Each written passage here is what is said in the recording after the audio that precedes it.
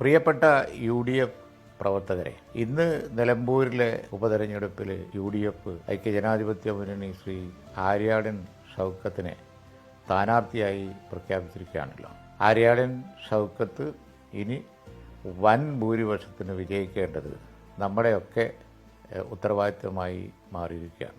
ഇത് സെമി ഫൈനലാണ് ഇത് കഴിഞ്ഞാൽ വരാൻ പോകുന്നത്. സെമി ഫൈനലിൽ വിജയിച്ചാലേ ഫൈനലിലെത്തുള്ളൂ. അപ്പോൾ അതുകൊണ്ട് തന്നെ നമ്മളെ സംബന്ധിച്ചിടത്തോളം ഇത് ജീവൻ മരണ പോരാട്ടമാണ് എന്ന് മനസ്സിലാക്കി എല്ലാവരും രംഗത്തിറങ്ങണം എന്ന് ഈ സന്ദർഭത്തിൽ അഭ്യർത്ഥിക്കുകയാണ്.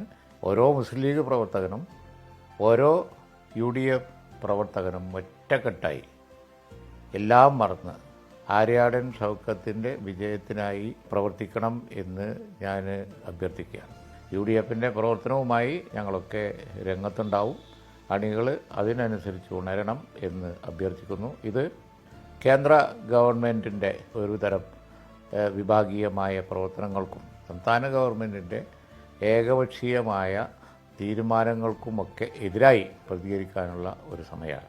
എല്ലാവരും ആര്യാടൻ ഷൗക്കത്തിൻ്റെ വിജയത്തിനായി പ്രവർത്തിക്കണം എന്ന് അപേക്ഷിക്കുന്നു. നമുക്ക് നിലമ്പൂരിൽ കാണാം, കോതയിൽ കാണാം.